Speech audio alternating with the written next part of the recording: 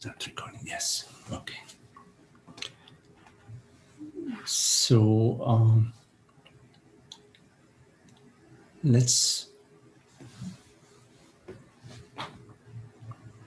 welcome this moment as a fresh moment, irrespective of all that you understand, you know, that you realized in this moment has nothing to do with the past.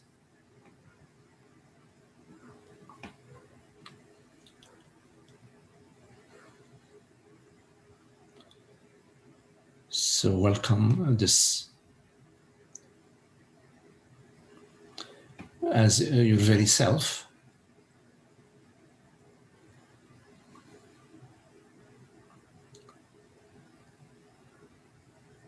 Because you're not apart from your experience.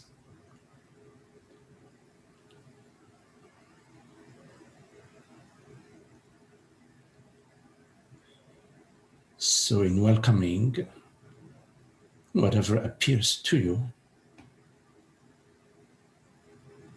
you are welcoming yourself.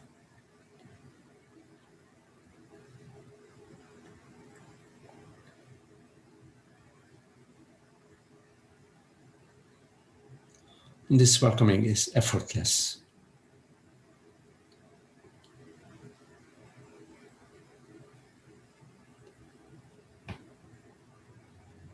It's a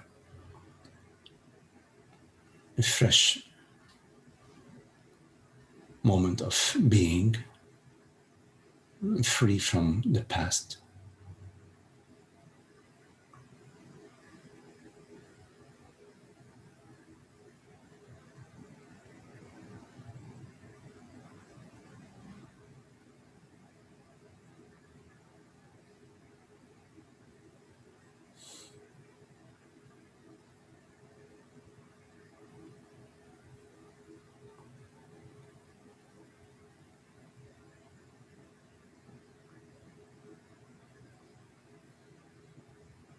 And as this moment of presence, which is not a moment in time,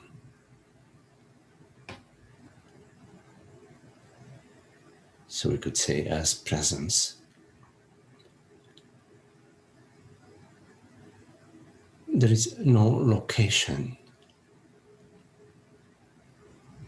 to presence.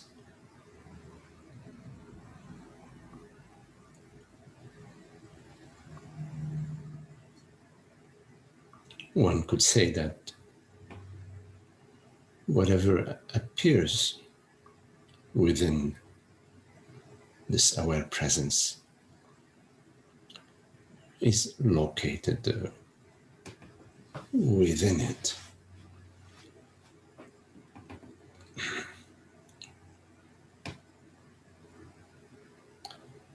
But you,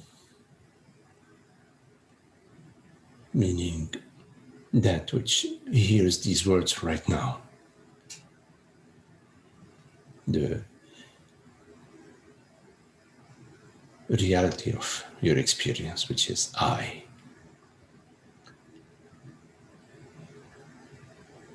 are not located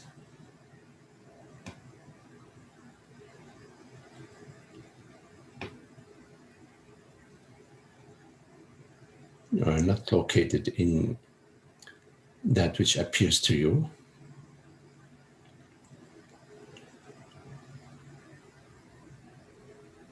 You are not located within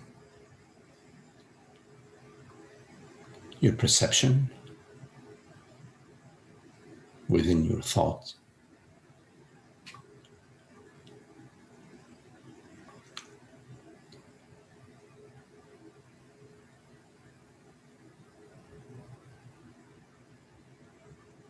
And yet your experience is not possible without awareness, without your very self, your true self, your only self.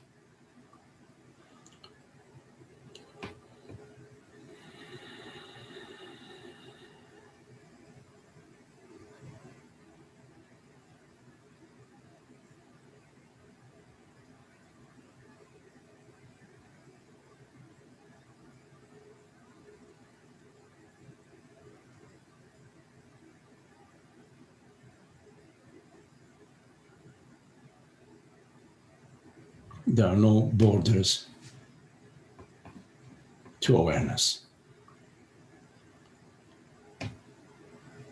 You could not point to certain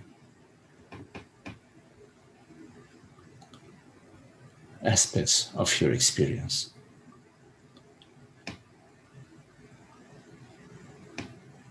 And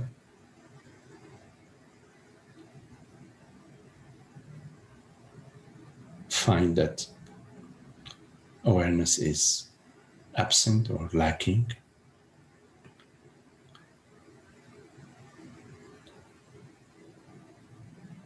Because that which is pointing at experience is that which perceives it. And is its own evidence.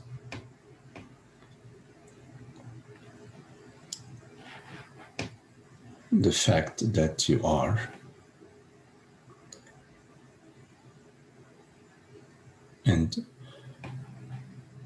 in addition, the fact that you perceive are your evidence. The evidence of your very self.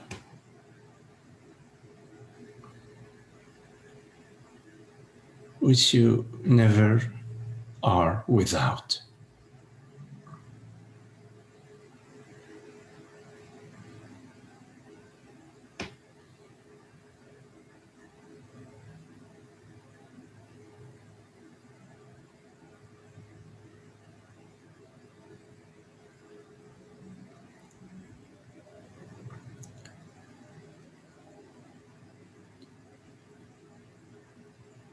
All experience belongs to you, meaning it is your own creation and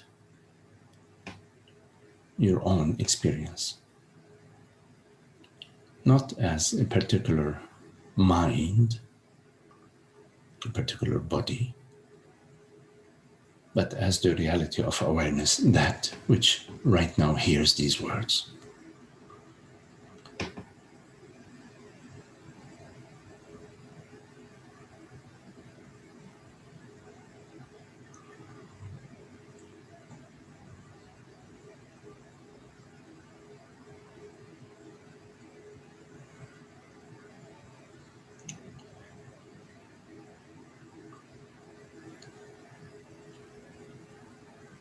The feelings and thoughts and sensations that appear to you, they are secondary to you, meaning they are not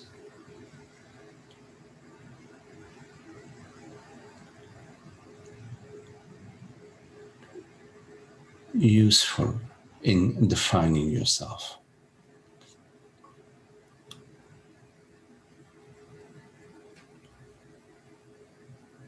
In fact, it is erroneous to define yourself via that which appears to you.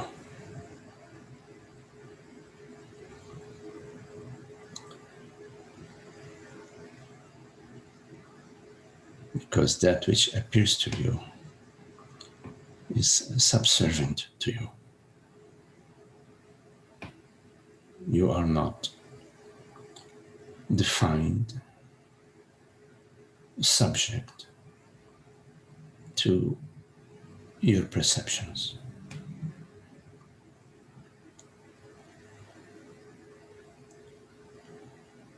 And when you try to improve yourself by improving your experience, you are only serving to improve the conditions of the body-mind, but not your true self, the only self that is.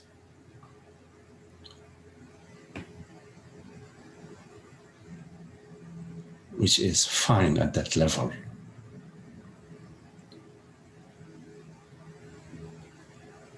But when you seek certain experiences in order to improve your very self, your true self, you are in the delusion, the confusion between the mind and consciousness.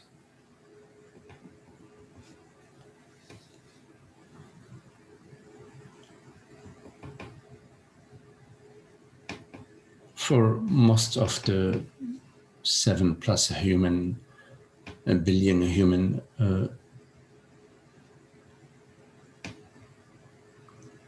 that inhabit this planet,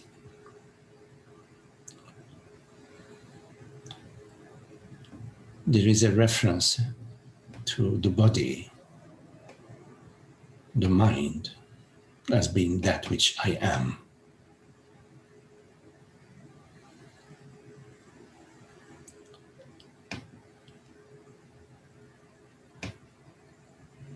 They have abandoned their true power on behalf of the limited power of the mortal body-mind.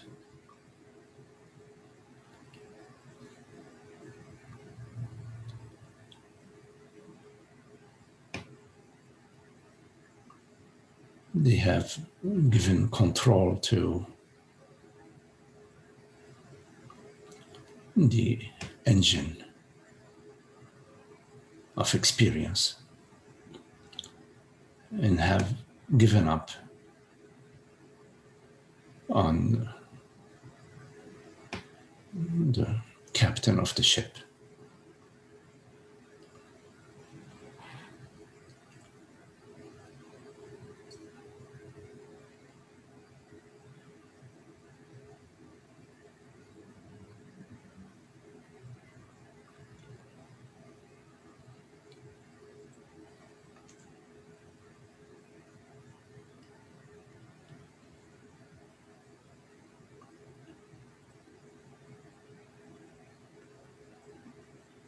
Sometimes we understand that we are consciousness and not the body-mind.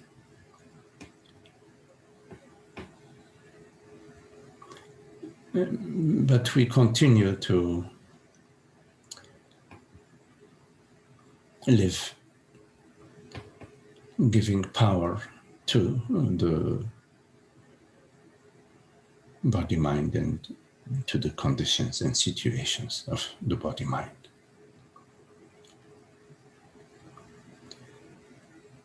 The mind justifies in a very slippery way, justifies itself.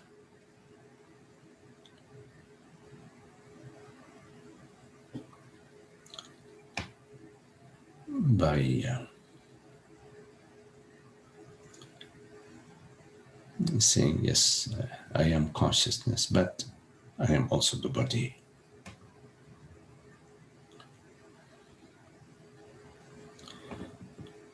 You say, I am, yes, the wave, but I'm also the particle.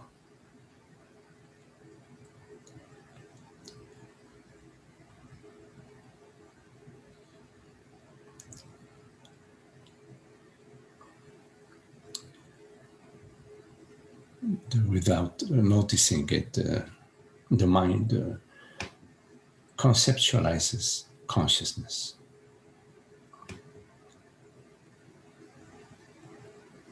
And in conceptualizing it, it brings it down to the same level as the body-mind.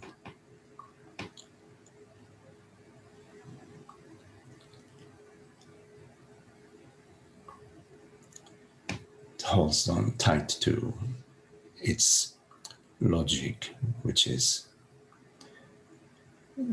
defies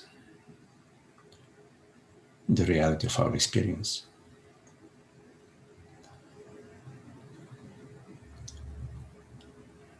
And maintain one foot on the ground and one foot on the ship that is departing.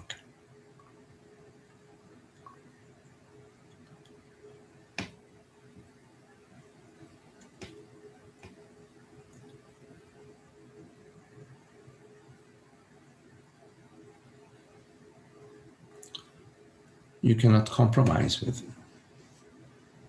I am consciousness, which is a formless, transparent,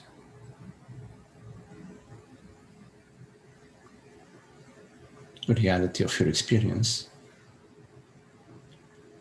and the world, body, mind, which appears and disappears to you.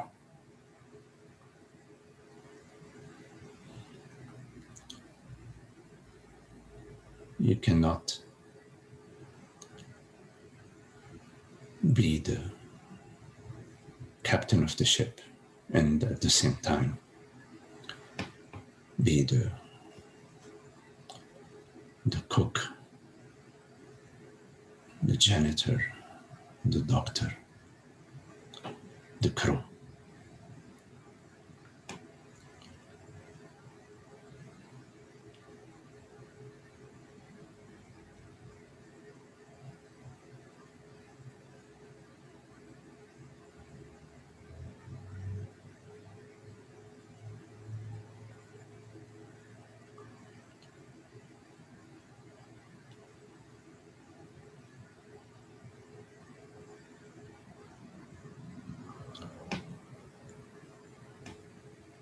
The reality of the body cannot be other than your own reality. At best, the reality of the world and the reality of the body is the reality of universal consciousness.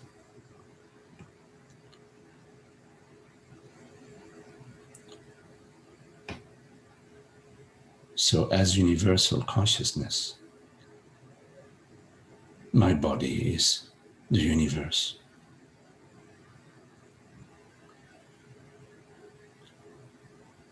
And the world is my world.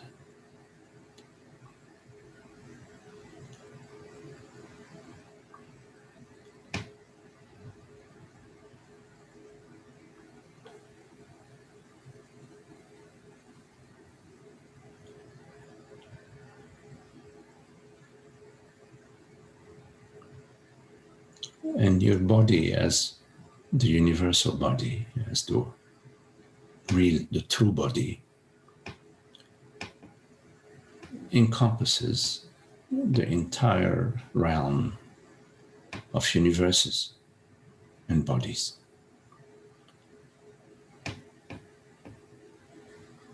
It's not limited to any particular body-mind.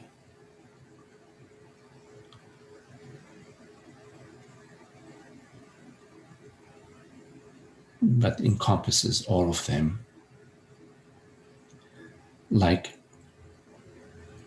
the ocean encompasses all the droplets of water, all the waves and all the currents within it.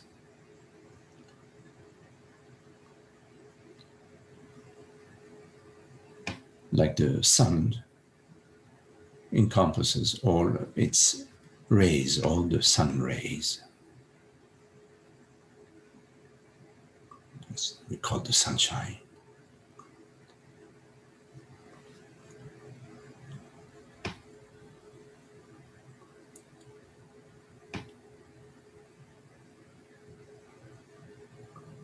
From the old model of being a separate self, the sense of separation,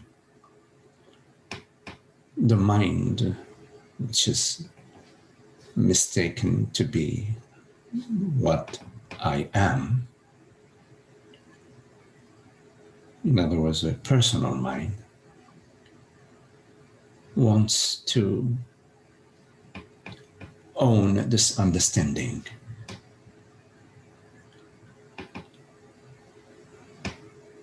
while in fact the mind is subject to this understanding.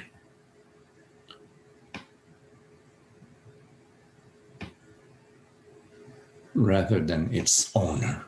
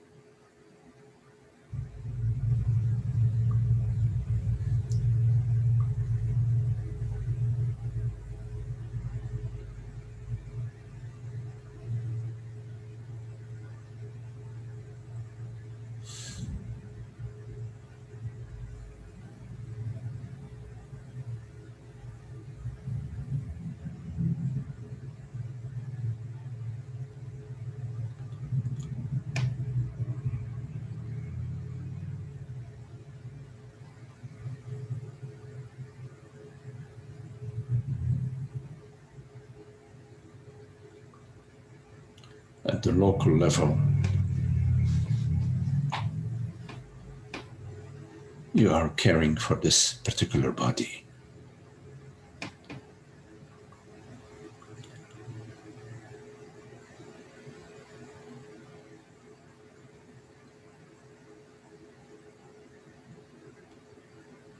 And all other bodies equally.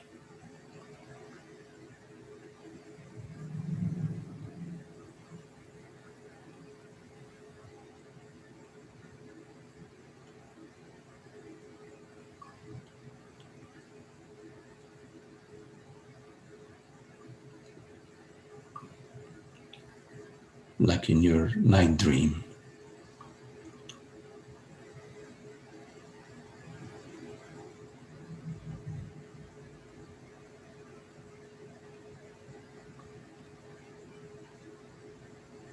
you are caring for the lion who is chasing the gazelle to feed itself.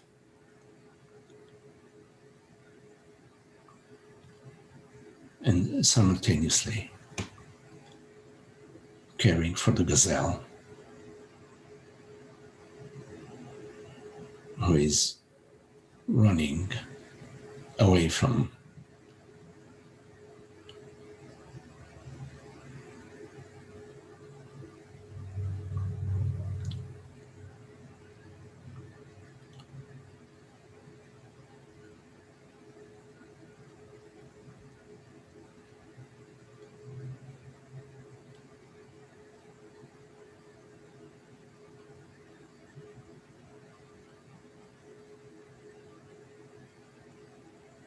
this. Understanding is not something that you can attain,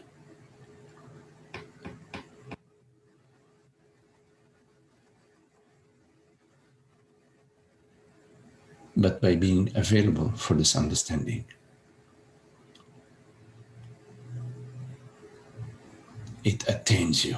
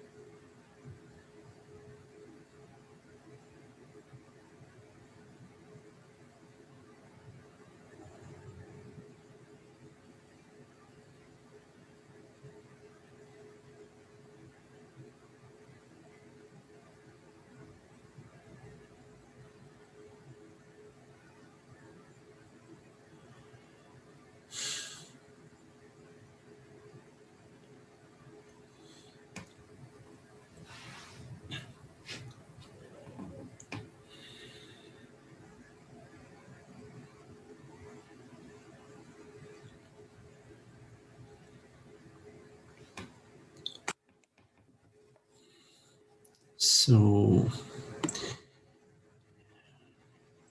if you have any questions, anything that you would like to explore or to share, please make sure to unmute your mic.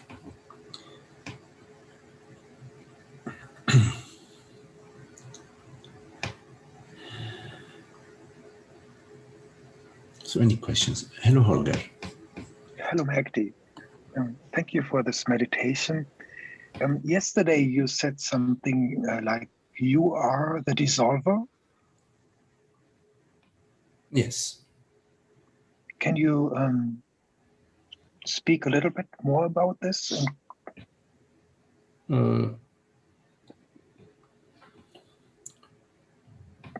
So it's out of yourself there is the creation.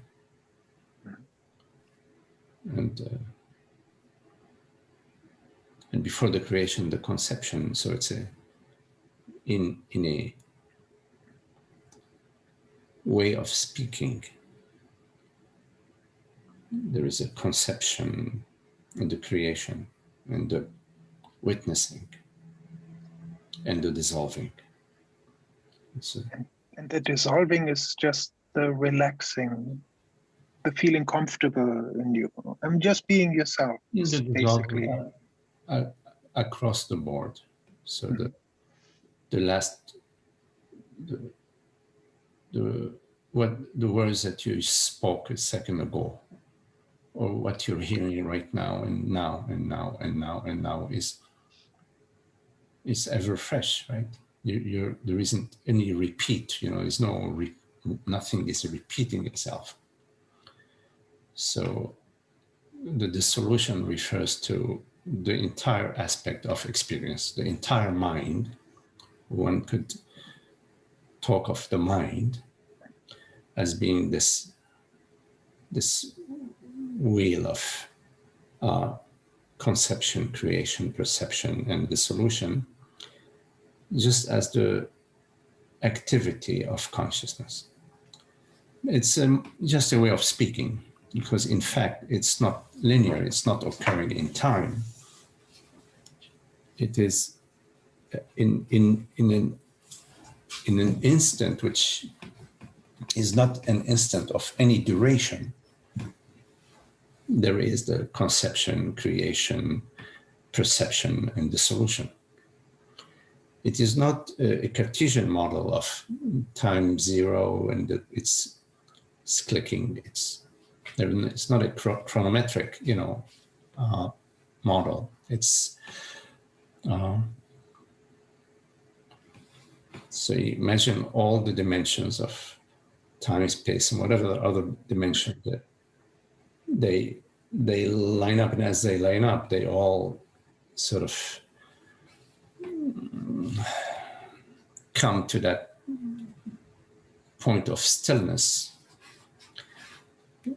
out of which all creation is arising and dissolving instantaneously. Maybe you could just say like sort of the Big Bang sort of expanding and retracting simultaneously. It's not an ever like a heartbeat. Yes, like in the heartbeat, yes, but it's not in time. So in our experience, we have the time model. It's the model of a subject and an object. So there is time and space. It is an appearance that appears at a certain point in time, or has a certain duration, and appears in a certain space, and may move or not move within that space in relation to a subject that is perceiving it. That's our dualistic model, the model of the mind and material model. So in this model, there is an experienced an experiencer and an experience, but they're all occurring in a dense within a time-space model, which does not at all apply to your actual experience. When you contemplate your experience, you do not experience anything appearing in time. Your experience is that whatever appears, as a way of speaking, appears in awareness, not in time. So, and time both as a conceptual model and as a perceptual model. For example, you can perceive your car, and you know that you bought it yesterday at the dealer, so there is time. You experience time both phenomenally and conceptually via memory. But the time model arises to you within consciousness, within awareness. It is not that there is anything appearing within time. It is actually the time that is appearing to you. It appears to you. You don't appear in time. Time as both memory. You remember yesterday's, you were at the dealer. And as a perception, you see your car. It's 1 day old. It looks like 1 day old. It's still shiny and smells really good, or smells factory-like. So that appears within consciousness. So in our experience, we do not actually experience anything occurring in time. We experience events, both time and space, appearing within consciousness. So the primacy of our experience is consciousness. And the time and space model are a model that conceptual models that are verified in our experience, in the perceptual realm of our experience. They're verified by the mind. So you know, for example, that your wallet is in the drawer of your dresser. You remember putting it there yesterday. See? So it's verified within your mind, within your experience, that yesterday you put your wallet, and you can go check. You can go open the wallet, your drawer, and you will find the wallet. So, but coming back to the dissolution, it's a way of speaking. It's just to basically express that all the aspects of our experience are in the hands of consciousness. Whether you're conceiving of a certain thought, it arises out of consciousness. And as you conceive it, you create it. For example, if you conceive right now of, the Hudson River, as you're conceiving it, you're creating it, and you're perceiving it. You perceive it as a thought, and now it's a new Hudson River, or maybe now it's something else. And the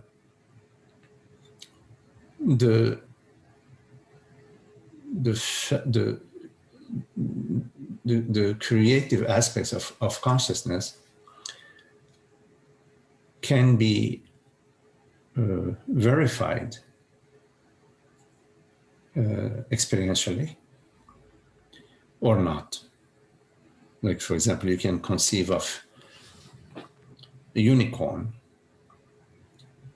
and you can verify experientially a certain aspect of your creation, which is the concept and the idea of a unicorn. But you will not be able to verify it, at least as far as I know, in the same way that you can verify the Hudson River, because you can go swim in the Hudson River, but you cannot ride the unicorn. So in a way, it is not that important whether there is a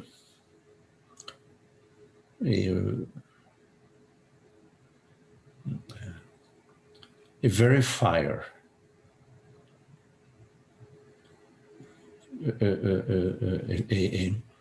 an experiential verifier of creation, because it's sufficient on its own, sufficient on its own. I don't remember if you said it, but this morning the words came up, being is higher than making sense. Yes, making sense. Well, first we need to understand that being doesn't refer to personal aspect of being. It's a universal aspect of being. So being is universal. Existence. So there is a being aspect to the oak tree. It exists, whichever way it exists. It has an aspect of being to it. Similarly, all of us human beings, we have that aspect of being, in that we know I am. And the existence of a unicorn, there is an aspect of being to the unicorn, which is the conceptual aspect of the unicorn. So being is universal. So once we comprehend that being is universal, then there is an understanding. You go from the impression that, for example, if you limit being to a human being, for example, and you comprehend that, well, that's just one sliver of the globality of being. In that moment of understanding, in that understanding, the mind is affected. It is no longer married to the limited understanding about being, referring to human being. The mind has somehow been altered. But it is not the mind that has understood. The mind has been affected by understanding. It's been touched by understanding. It's purified or elevated, whatever way you want to speak, by the understanding. Because understanding doesn't belong to the mind. It is universal. So while making sense is it is more in the realm of the logic and the relationship between concepts. So making sense can be sort of part of the activities of the mind that can bring you to the edge of the understanding. So often when we talk, we share certain observations. certain reflections, and they make sense. They are logical. And when they make sense, they allow the mind to proceed to take that next step. It's available for the next step. So reasoning about consciousness, about reality, about the world, about the mind, this reasoning has a logical aspect to it, and it facilitates the relaxation, and in doing so, it makes the understanding possible.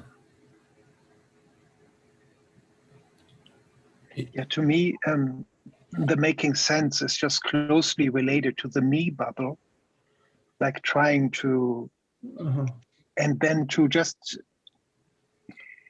it was just like a relaxing, like a trusting in life, that I don't need to figure it out in my little me bubble. I can just trust life, and there is just this beauty and this openness, and Yes.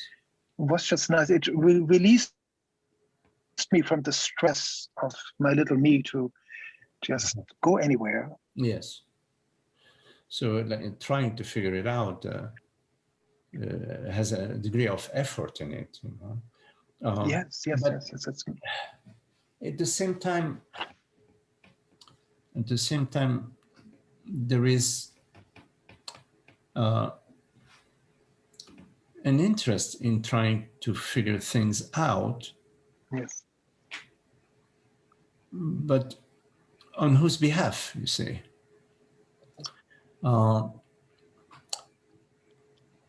So if you're trying to figure things out on behalf of what you imagine yourself to be,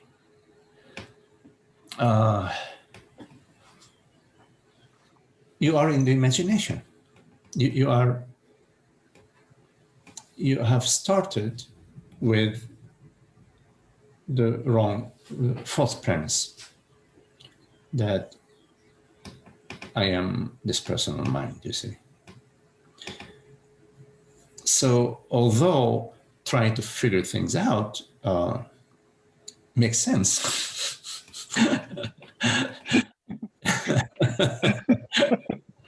it's more important to relax, to start with the right premise.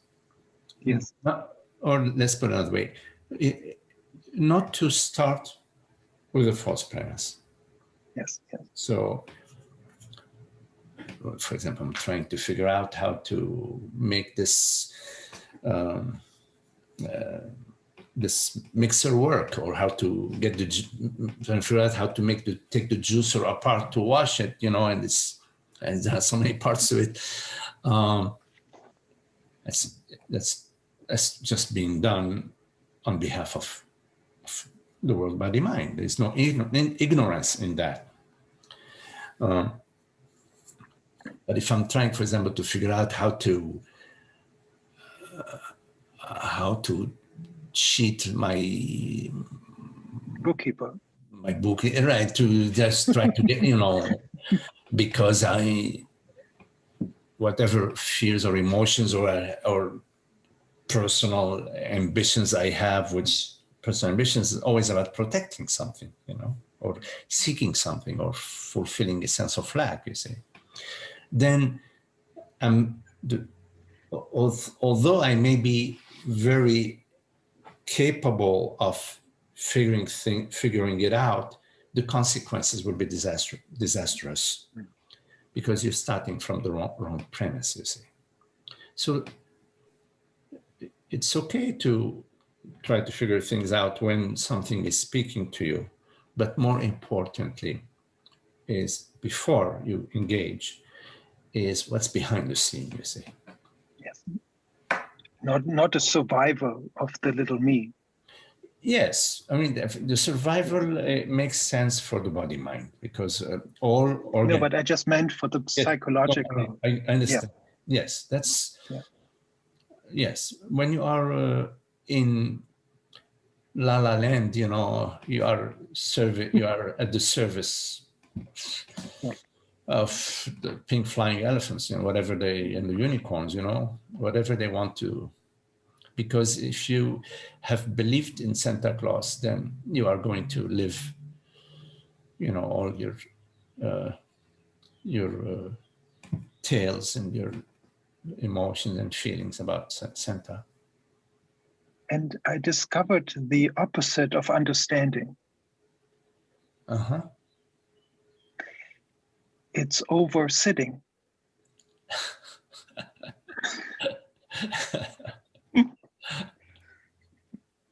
Thank you so much, Maggie. Okay. Highly appreciate it.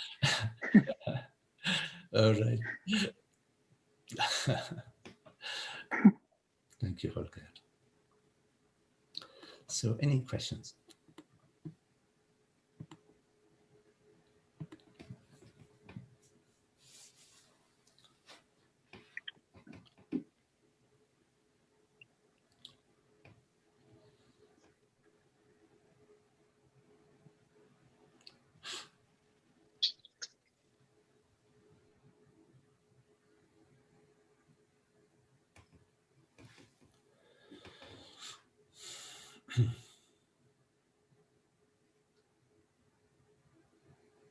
Hey, Maggie, I wanted to ask Holger if he's heard this one. There was a book that was almost written. It wasn't quite written. It was finished, but it was never published. It was called Seymour Butts. No, it was called Under the Bleachers by Seymour Butts. Okay. I'm not familiar with it. Oh, okay. Okay, that was a joke. It didn't land. It didn't land. But anyway, you have to understand that I sometimes need to translate. You know. No, because I'm a horrible joke teller. So don't take it on yourself. I am sure that people who are more versed, who are more coming from the English language would have gotten it rather than, but I sort of sense a little bit something in what you were saying. It's not you. It's like the old saying, it's not you, Maggie, it's me. I can't tell a joke to save my life. I'll tell Holger that one later anyways. But hey, as long as you got me here, can I ask you something about to do with yesterday? Yes. So yesterday I was asking you a question. I was actually, and this is because of my sometimes poor communication skills. Yesterday, as I was asking you the question, I was on my way out at the end, and instead of me just telling you, hey, Maggie, I want to ask you another question, but I'm on my way out. Can we talk? So I just kind of said that I couldn't handle the question at that point, the answer. Okay. But actually, I thought about that after. I said, why didn't I just say I was leaving? Right. But anyway, and then you were going to say something that I really, when you said it, I thought to myself, well, this is really good. But I stopped you in your tracks. Do you remember at all what you were going to say, just by chance? If not, that's okay too. Yes. Because we were talking about the actor, and you go ahead. I'll let you go now. I recall what came up just before you were leaving was that I drive the car. The car does not drive me, and I forgot the exact precision of your question, but I felt that there was a confusion about the mind, between the mind and consciousness. So I felt like sharing that it's always I who drives the vehicle, and the vehicle does not drive me. You see, I always refers to consciousness. There is only one I. There is only one self. I refers to that which hears, which perceives these words, not the body. Not the body. The body is an experience of I. In other words, the body is what vehicle of perception, of sensation, of mentation. It's an instrument, but it's not the instrument that perceives. So although you may take a picture and see the body Magdi inside the car, and the car is, from that perspective, driving Magdi, that is at the level of the body. The body's name is Magdi. So yes, the car is driving, is inside, Magdi is inside the car, and the car is running, rolling. But what is it that, in fact, what is it that is driving the car? Is it the body that is driving the car? No, it's not the body that drives the car. I drive the car via the body. See, like when we use robots, to build the cars. Are the robots building the cars? No. The robots are just part of the chain of all sorts of things, wires and transistors and computer programs and conveyor belts. They're one aspect of the entire chain, but there's only one driver,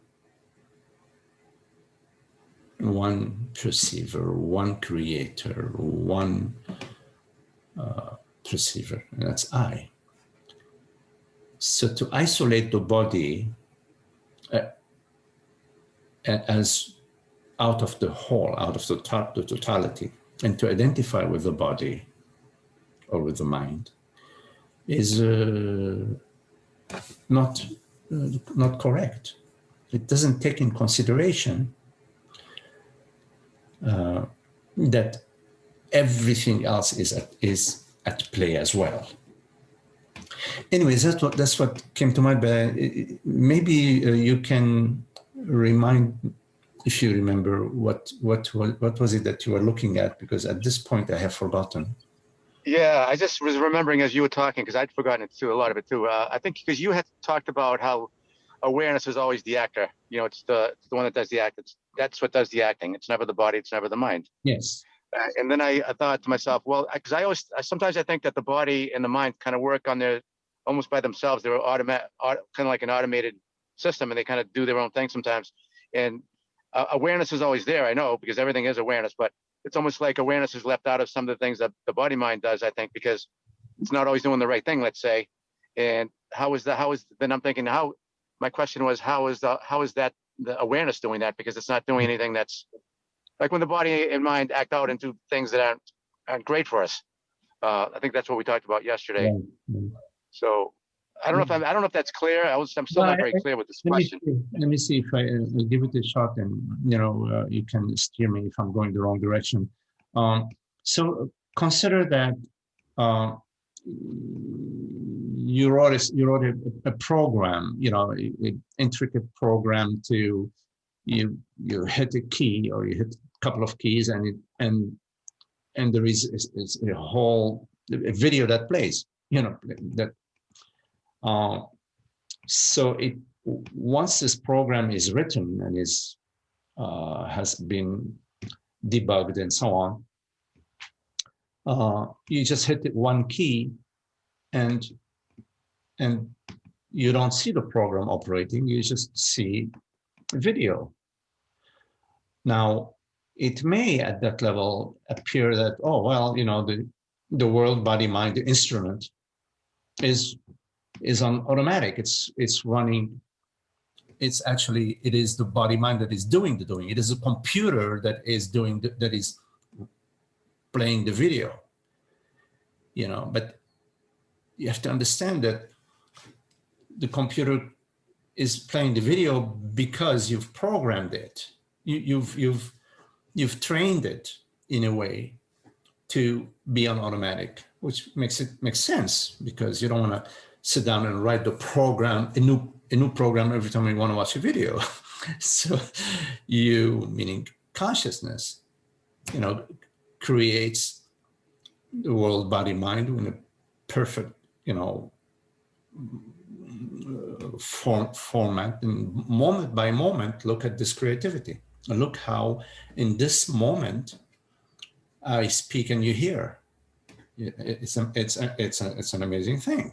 It's much more powerful than any most powerful computer in the world. Now, so yes, that which perceives, that which acts is not the body. Via the body, yes, I can lift these glasses, but it's not the body that is lifting these glasses. It is I that is lifting these. I'm holding these glasses. I am speaking about these glasses. And via this hand and via this brain and this body and so on, and via the mind, because when I say glasses, I'm not going to lift this. I'm going to lift this. So there's a mind at work, meaning thought, concepts. I lift those glasses and I speak about those glasses. It's not the body mind that is acting. I often use a metaphor of the telescope. The astronomer is watching distant galaxies. It's not the telescope that is perceiving. Now, in terms of something going wrong, I I park my car on the white line instead of parking my car in between the two lines. I take two spots instead of one spot. And you say, oh, well, that's, how could consciousness do that? Why would consciousness do that? Park in one spot, be very orderly. Well, there are a million ways of answering this question. You could say that maybe I was in a hurry. I was going to visit a friend at the hospital, and I was, preoccupied with my friend's health and didn't pay attention.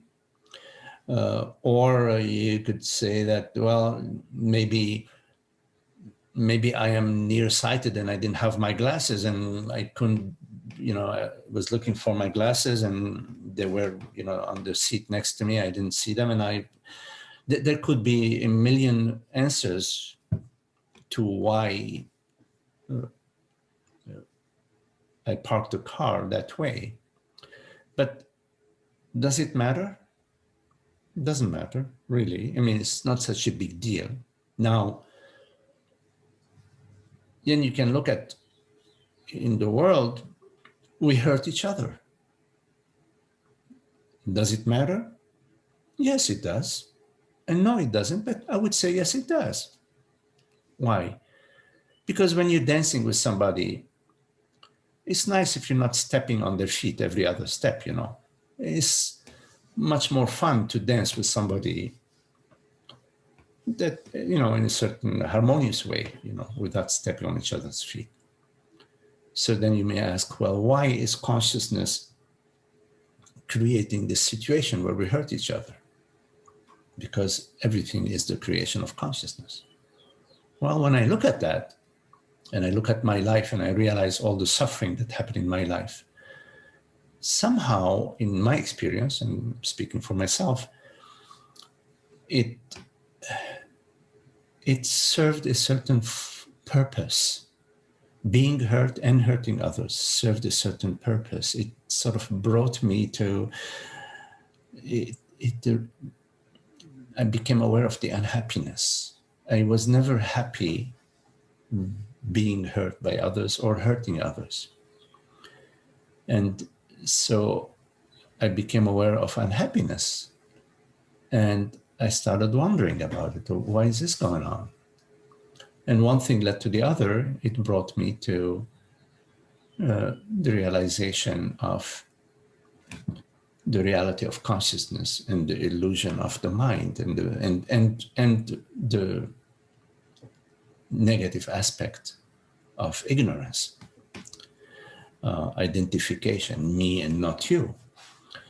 Now you may ask, well, okay, that's all nice and cool. Why is consciousness doing that? I don't know. I know this is the game in town. Meaning, there is no doubt that there is suffering in the world. There is no doubt that there is ignorance. And it is my experience that there is a path out of ignorance, which is to awaken to the one reality, the reality of consciousness, was the reality of all minds and all worlds and all bodies. And so if you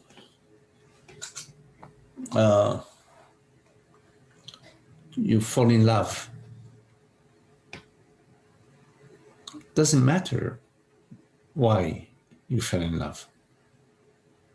What matters is that you fell in love and that you're happy. You know, you're happy if you win a lottery. You may ask, why did I win the lottery and not him or her? And, I don't know.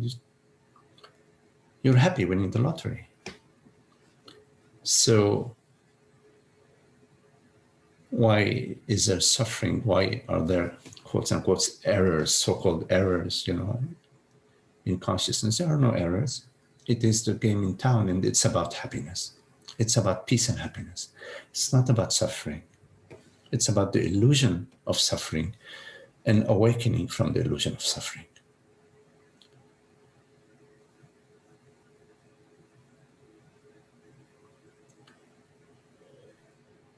Yeah, thanks, Maggie. I'm still struggling with the idea because I came into non-dualism with the old model of God being all good, and anything that's not good is not from God. So I'm still trying to That's put true. this all together. No, what you're saying is true.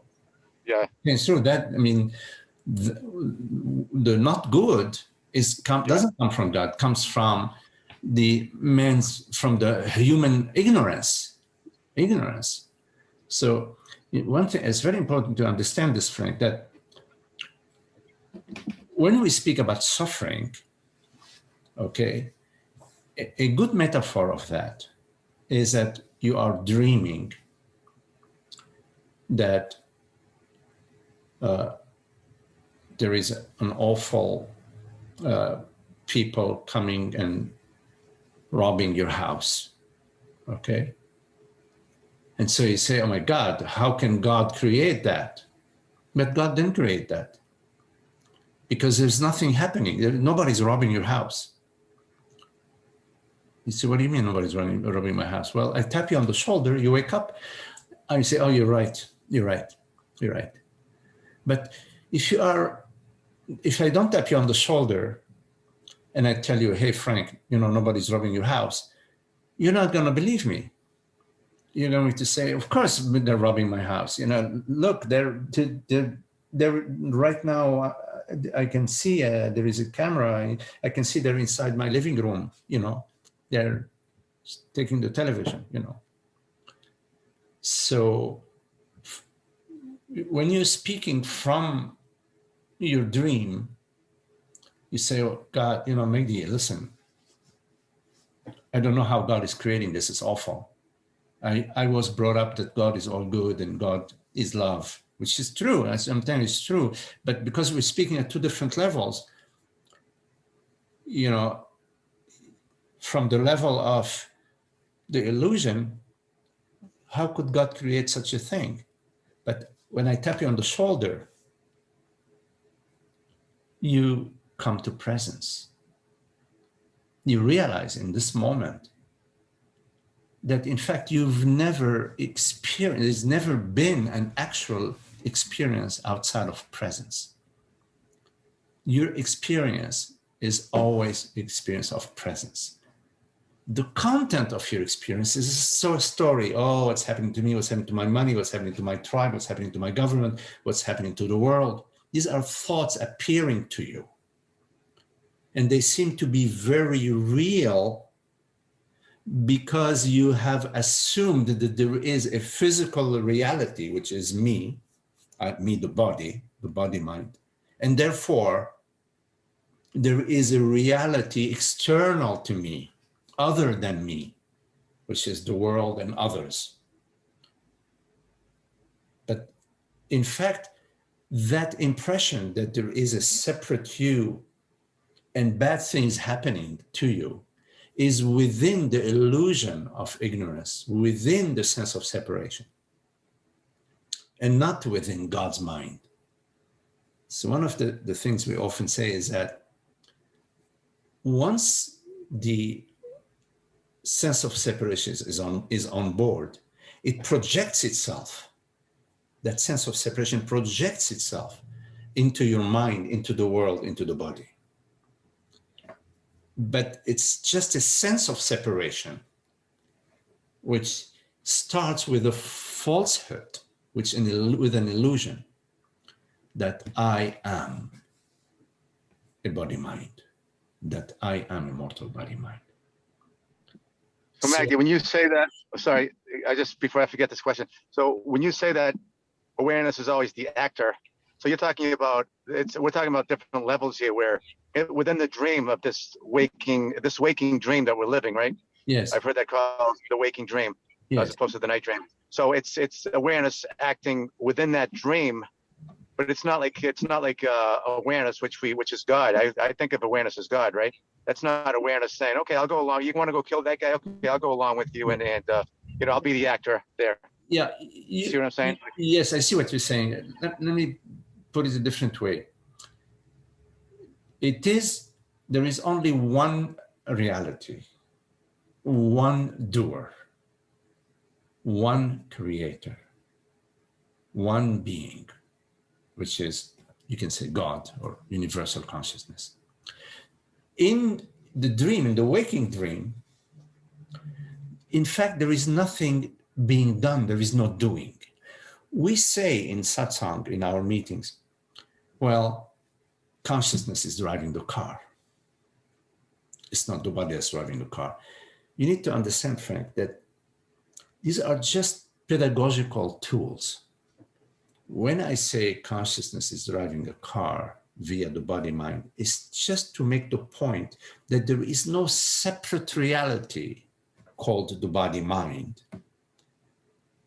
outside of consciousness. And because we believe that there is a car and somebody is driving the car, and that's my experience, that's the mind impression, we say, okay, fine. Since you believe that you are driving the car, that you, Frank, are driving the car, I'm inviting you to look at it differently. I'm inviting you to consider that it is not the body that is driving the car, but you. You say, well, me who? You, consciousness, the reality that perceives. But to take it a step further, because you are asking a question that is referring us to a step further. The step further, Frank, is that there is no car and there is nobody driving.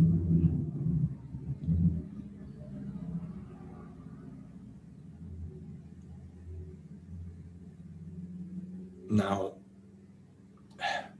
you may say, well, how could it be? here is the car and here is the driving. You take a picture, this is the driving.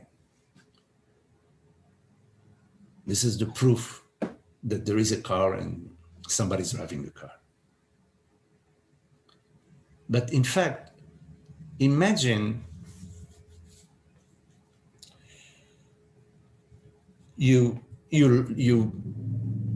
landed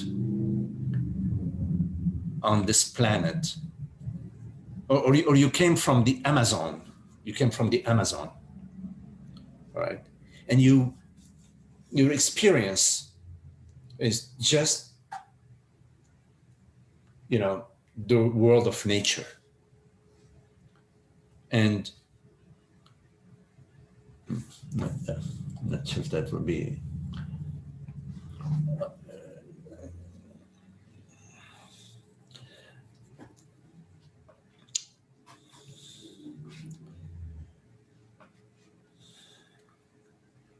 Okay, so I don't think the metaphor I want to use will work.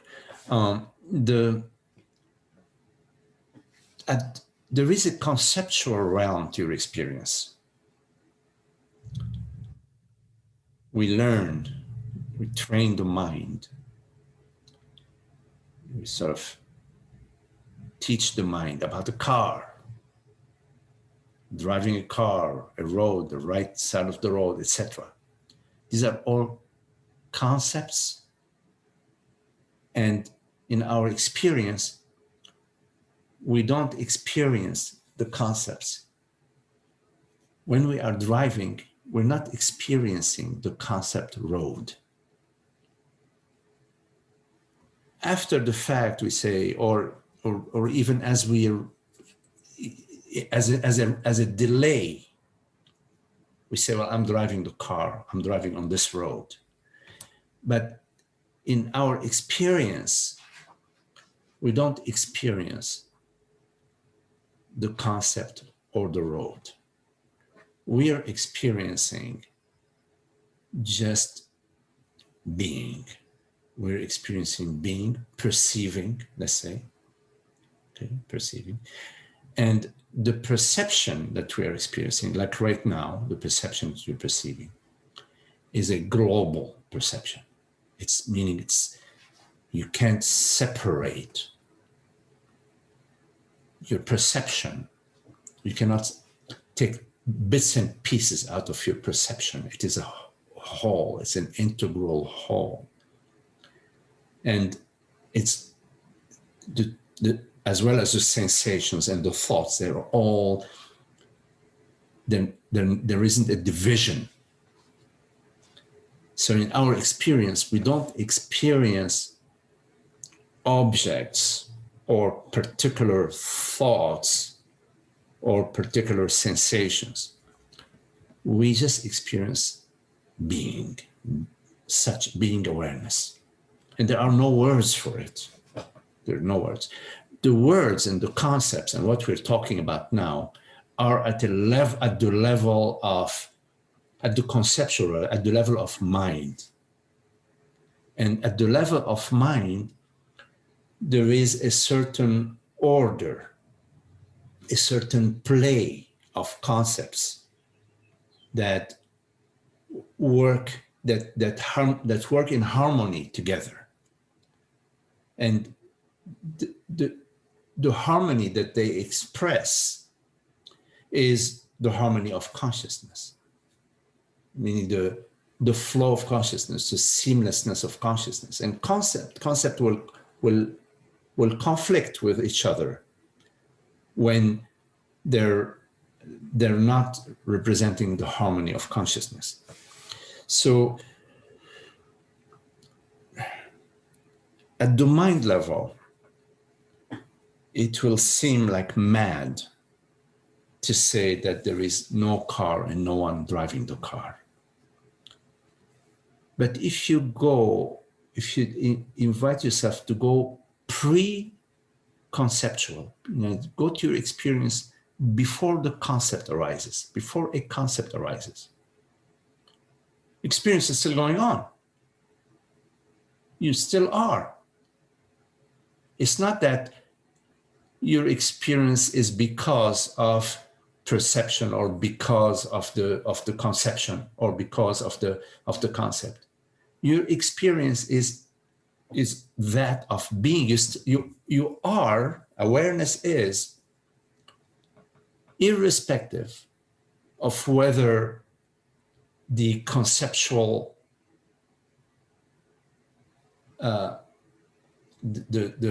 the conceptual realm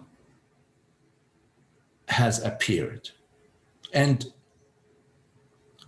even when the conceptual realm is crazy, like when there is schizophrenia, for example, and there's a mumble jumble at the mind level and at the conceptual level and at the perceptual level, even in that case, awareness, I am, in a complete wholeness and fullness.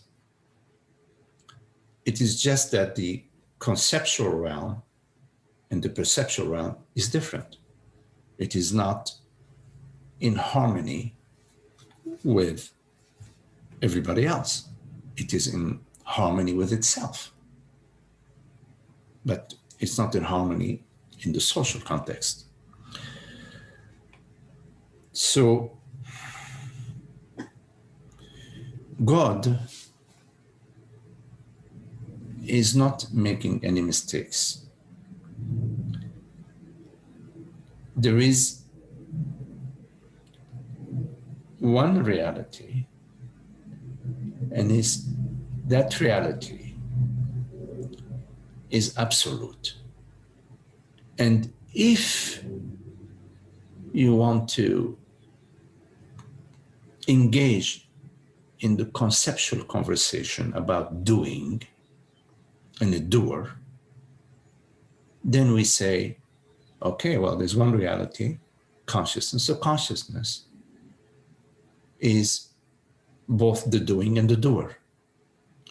And if you want to engage in conversation about a chooser, because I feel there is a chooser and I want to talk about a chooser, and I say, okay, fine, if you want to talk about a chooser, there is one chooser, which is consciousness, and there is one choice, which is consciousness, one reality. Why choose anything else than reality?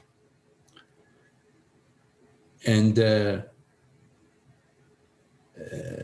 if you want to talk about who's running away from the lion, well, we say there is only one consciousness, one reality.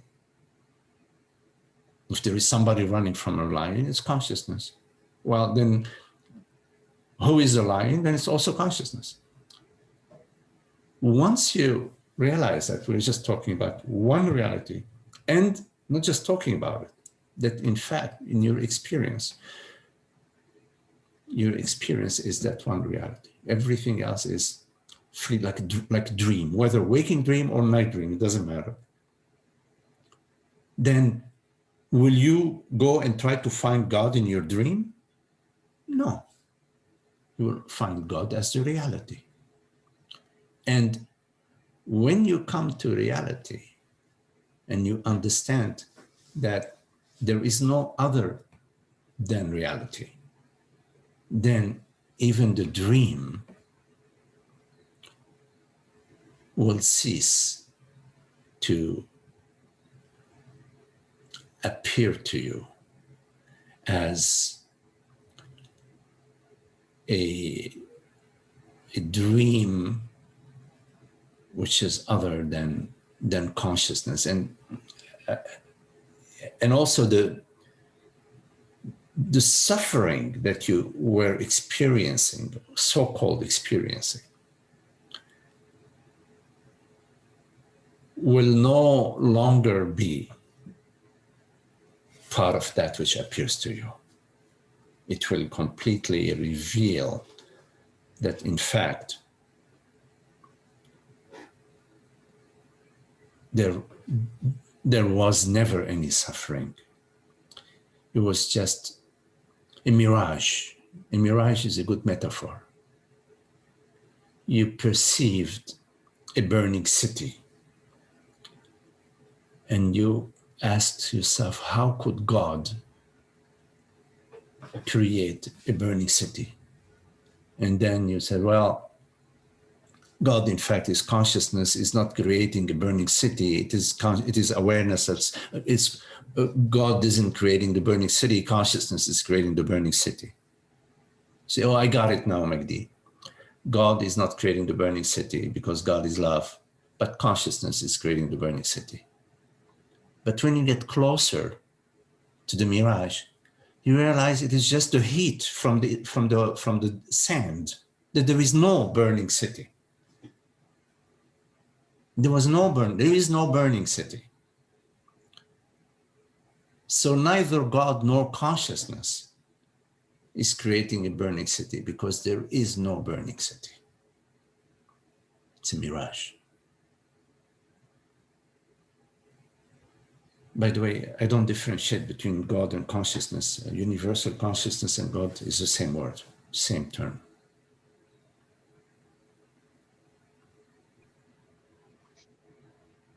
Yeah, that's good. I mean, it's a lot there, Maggie. It's and I actually caught some of that. Yeah, I mean, that's I don't know what to add to that. It's a lot of stuff. It's a lot of good stuff to chew on for me. But it's good. I mean, I think because I understand the whole waking dream thing. That's the only thing that really could make sense to me. Yeah. If we have a loving God, the only way that we could suffer like this is in a dream type situation. So that doesn't make sense to me. But anyway, yes, I appreciate that. Yes. Okay, Frank. It's Thanks. The reality of God is the reality of love, the reality of consciousness, one reality, whichever way you want to speak it is one reality. Yes, it is love. Yeah. There's no opposite to love. It's not like there is love and misery. Right. What sort of love would that be, Yeah, it's absolutely right. That would be it. Yes. So so that acting, just real quick here at the end. So when you say that it's always awareness that acts in any situation, but that would be like it's like you were talking about concepts. So this is the whole dream, waking dream, it's all concepts. So It's almost like awareness is forgetting that it's not.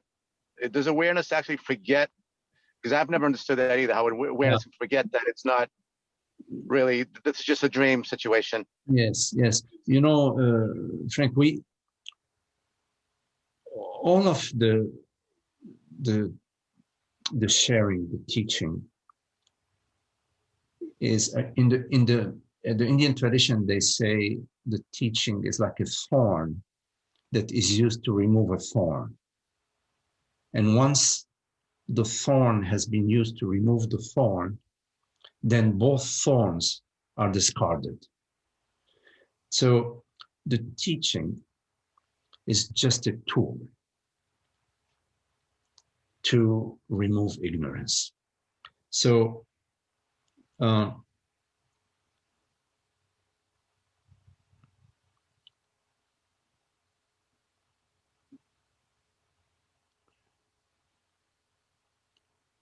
the consciousness, we say consciousness, but what we are speaking about is that in our experience, there is a reality. It's not nothing. It's not like there is nothing.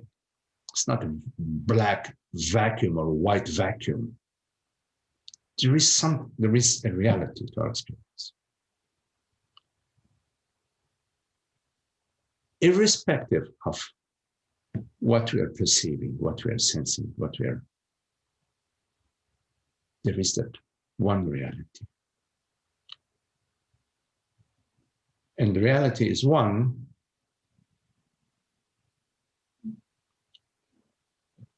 There are two realities. Because if there were two realities, there would be one reality that would know them. That's one reality. Now, what else? What else is there? Well, there is the experience of the world body mind, which has in it a lot of contradictions, a lot of craziness, a lot of seeming disharmony. Or not. But let's be more practical and say that in most cases, if not in all cases, the world body mind is a place of inner conflict and outer conflict. And which we cannot deny, and we cannot sort of sweep it under the rug. Well, we can sweep it under the rug for only so long, you know. Sooner or later, we find ourselves drawn to take a look at it, to comprehend what is going on. And as you contemplate what is going on using the teaching, you come to the understanding that, in fact, there is nothing going on. But it's not sufficient to come to this understanding, you know, oh yeah, well, yeah, there's nothing going on, it's all mind. No, I don't mean that way. I mean, there is a journey of, that you have to sort of, there's contemplation and insight and understanding that eventually leads you to the absolute clarity and certainty that there is one reality, and it's consciousness. And that's sort of the beginning and end game. You know, it's like you come to where there are no more words that can express there, and no more words that are needed to express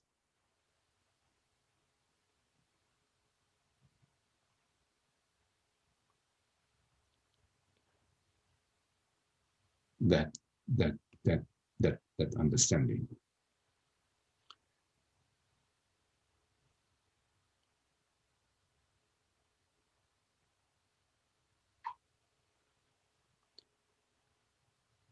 And I forgot what was what specifically you were asking in your last question. Yeah, no, Maggie, I was just going back to that whole, how this whole conversation started, which is when you said yesterday that awareness is always the actor. And I thought that the body mind kind of acted on its own sometimes without any kind of, you know, just as a type of like a room. But anyway, I think I got some of the answers here, because I'm realizing now that it's like, even though I'm not a Bible guy, but the Bible says that in Him we move and live and have our being, right? It's almost like the awareness. There's nothing can be done without awareness, because awareness is at the base of everything. Yes. I think I'm getting a little more clear on that, a little more clarity on that. That without awareness, nothing could be done, because there's nothing that's the base of everything. Yeah, your sound losing your audio. The only reality, like you said. So yeah. I think I'm getting that a little more clarity there. Thanks. Yes. Just okay. Can you hear me now? Yes, I hear you better now, Frank. Yes, but I got what you're saying. Yes, and in Him we abide. In Him we move. In Him we are. Him refers to the universal consciousness. I mean, God. You know, the one reality. And again, it's a metaphoric language, because in Him I move. Actually, I am Him. It's not like there is Him, there is God, and then there is, you know, God's children. It's metaphor. It's a way of speaking to sort of invite you to understand that there is no separation. That all the drops of water in the ocean are the ocean. All the waves of the ocean are the ocean. You can't separate. So I, the wave, I am in him, I am in the ocean. Yes, I am in the ocean, but also I am not apart from the ocean. I am the ocean. You can't, so on the conceptual level, say, well, there is a wave and there is the ocean. Why? Why the teaching? Why the Bible? Why Jesus spoke?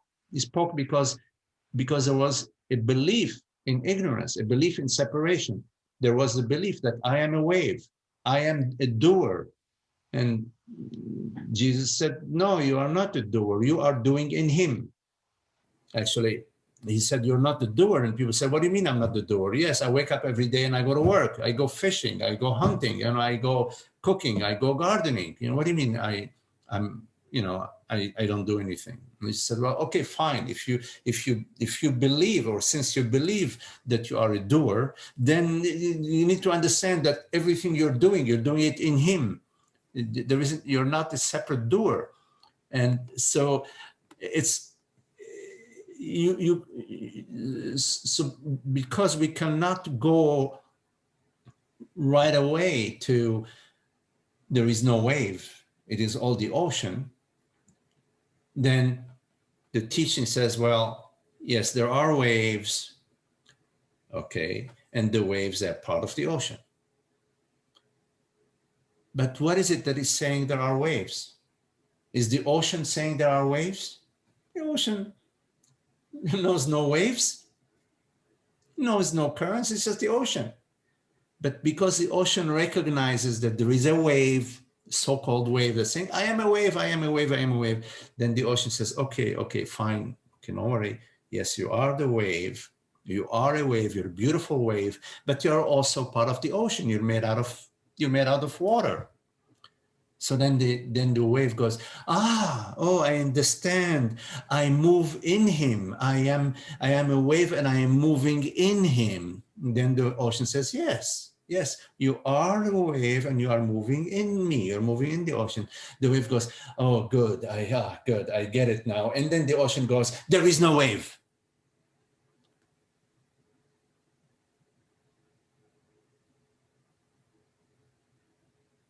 And there is no doing. You've never been waving. And sooner or later, we have to get to there is no wave and there is no doing. Given there is one reality, what is doing what, to whom, to where, and what for? It's only from the perspective of there is a wave and I am a wave and I am doing a good, I'm waving good, I'm waving nicely, I'm going up and I'm going down and I'm making bubbles. It's only from the perspective of the wave that we speak of doing. And we say, okay, it's not you who is doing, it's the ocean that is doing, your doing is within me. You are within me, you are moving within him. Yeah? But that is I have a light issue here that has happened.